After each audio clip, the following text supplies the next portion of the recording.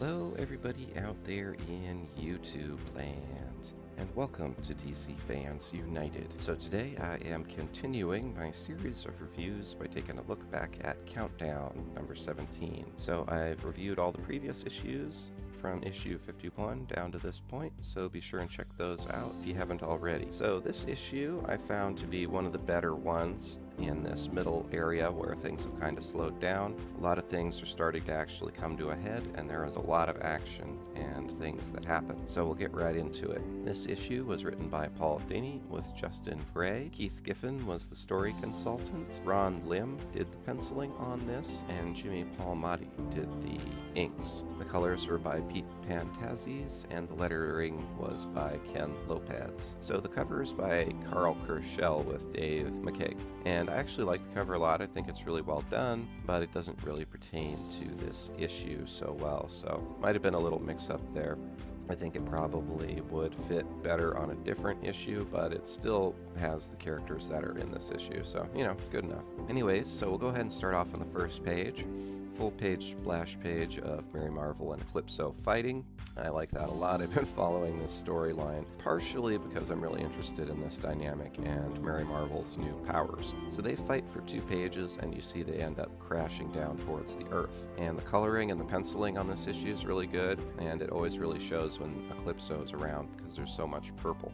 So on the next page, we're picking up with a really big thing. So at the end of the last issue, the Challengers finally found Ray Palmer, and Bob the Monitor was with them, but he turns on them and tries to kill Ray Palmer, who is the Atom. And in place of the Atom, he ends up killing some others, including Barry Allen of Earth 51, who tries to stop Bob the Monitor. So it's really crazy and pretty terrible too. You know, it's a really exciting fight, but man, Flash gets taken out like nothing. And I think that's one thing we'll find out about Earth 51 is that it's a little too idealized. The heroes there had it a little too easy, and they just can't match up against villains from other parts of the multiverse. So Donna Troy and Kyle Rayner take on Bob, and they fight. They hold their ground for a bit. So this gives Ray Palmer and Earth 51's Jean Loring a chance to escape, which they do, but we don't know exactly what happens with them because the page changes. So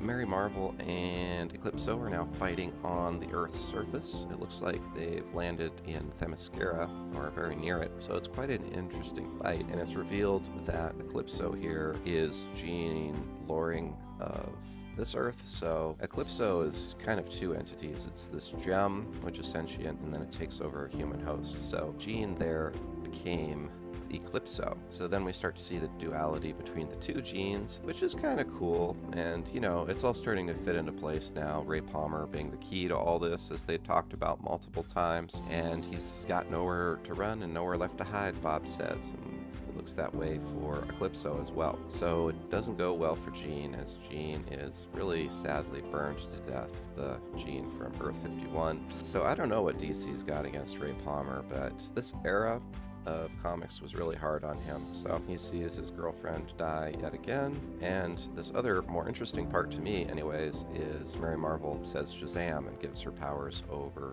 to Eclipso. So then they crash down and land in the water. So I like this issue a lot, but it's got some really tragic things in it, including basically everything Ray Palmer has to go through. So right before he can be killed, he is snatched away by Kyle Rayner, who flies off, and before Bob can stop him, Jason Todd throws a knife and actually hits him in the back of the neck, which, you know, it's not going to stop a Monitor, but it did slow him down enough for them to escape. So then things really heat up because all of the other Monitors show up and confront Bob the Monitor. So that's one thing I really liked about this series too, is the whole dynamic the Monitors have with each other. It goes from bad to worse though, as the Monitor known as Solomon takes the energy away from Bob the Monitor. So now Bob the Monitor's dead too. They're dropping like flies here, including Earth 51 Zatanna there. So that's what I was saying, they really had it a little too easy. They couldn't compete with Ultraman and the other Crime Society members, and they get taken down easily. So then we see Mary Marvel. She's there on the shore of Themyscira,